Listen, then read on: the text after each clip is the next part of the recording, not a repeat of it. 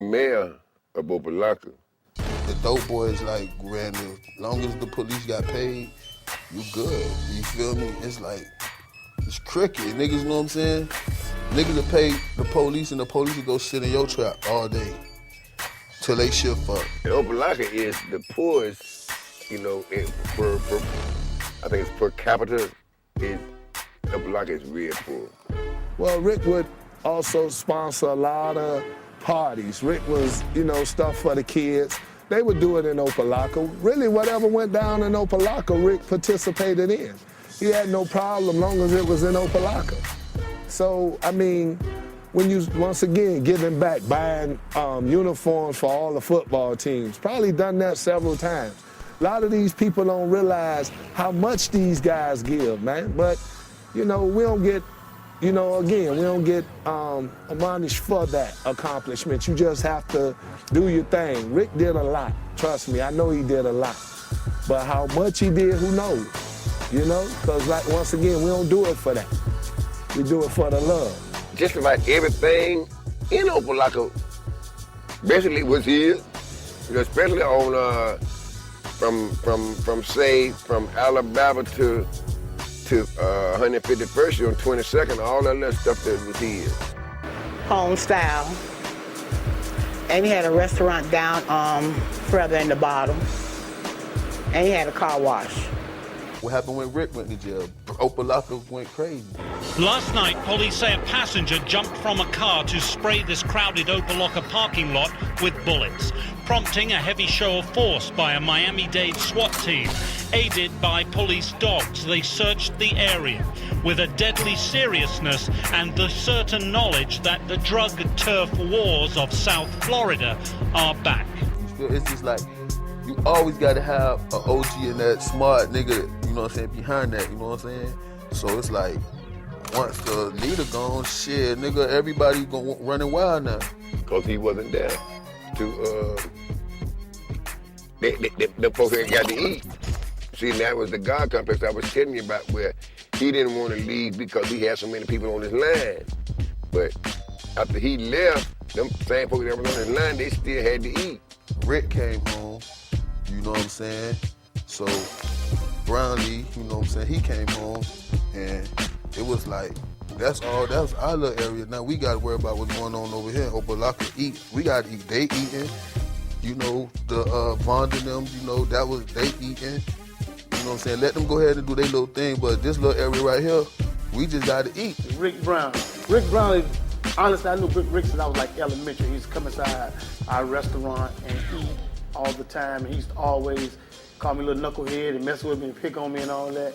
He's somewhat the reason I got into comedy, because he used to talk about me and all that and stuff like that. As I got older and everything, Rick used to always tip me good, because I used to be happy. Matter of fact, I used to call him, make sure he was coming to the restaurant, because I knew it was gonna be a good tip coming in. All I had to do was take the plates and all that, clear his table up, sit there and talk with him for a while. He'd give me that good tip. It was like back in the days.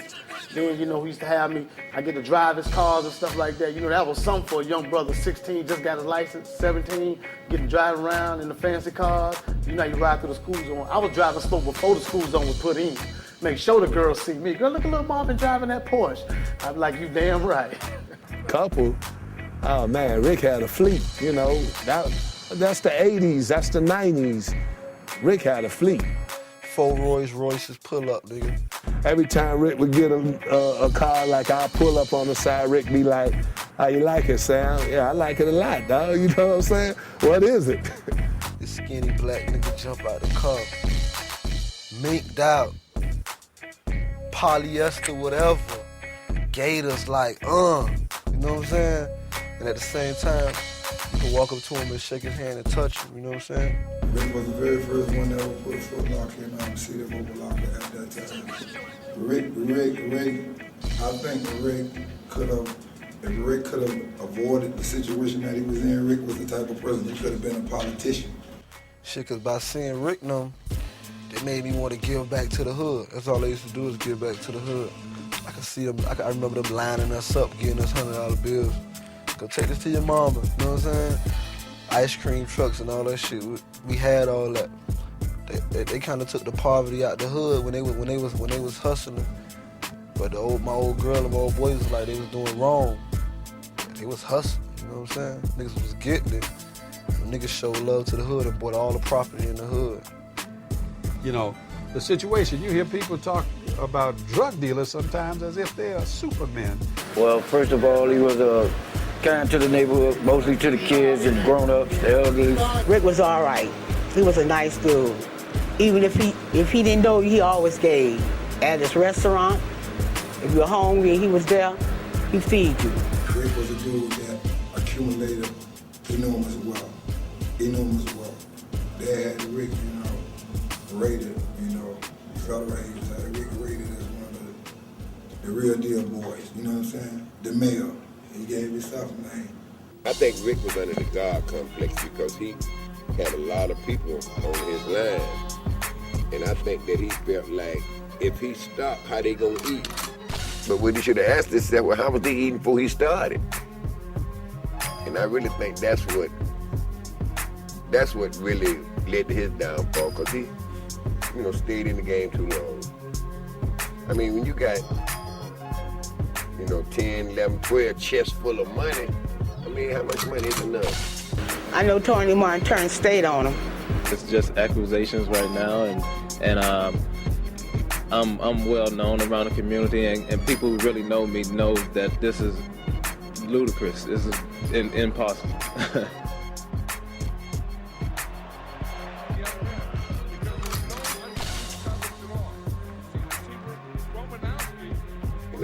When they went there with the deck was stacked against them because they hadn't allowed the people to make too serious a case. Well, that situation right there, I had some good things, I had some negative things. Pretty much like Rick was like trying to pull Tony Martin into a situation, you know what I'm saying, that Tony shouldn't have actually been in, to try to save himself.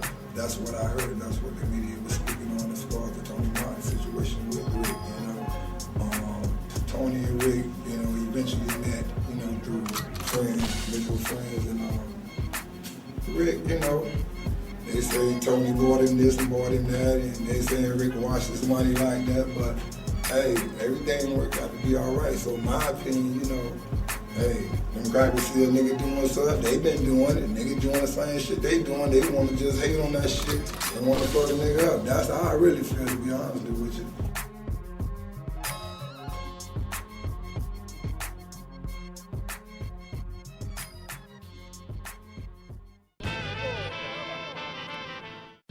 Yeah, we coming off number 7, Opalaka Mayor Rick Brownlee. We coming into number 6. And this dude right here, this is what you call an original gangster. This is Overtown's Nino Brown, AKA Bunky Brown. You know what I mean? This dude was the most synonymous name when he came to the streets of Overtown.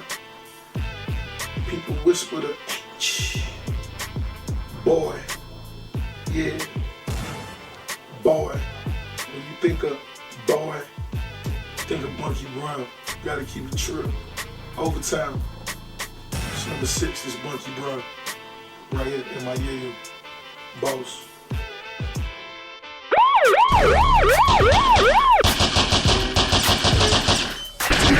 Dade County, Dade County, Dade County, Dade County.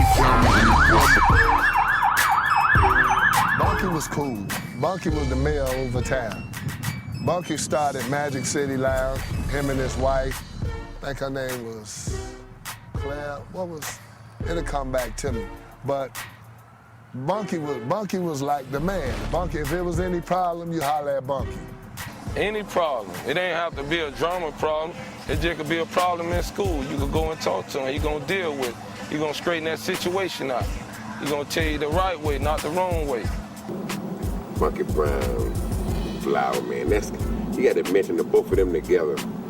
I forget, I know Bunky Brown used to give back to the community a lot. With his football, his thing was the Optimist League. He gave a lot of money back. Oh, Bunky Brown, he was all right man there. He took care of Overtown. Anybody needed something, he looked out for them. Paid a lot of them people bills from Overtown. Looked out for the kids.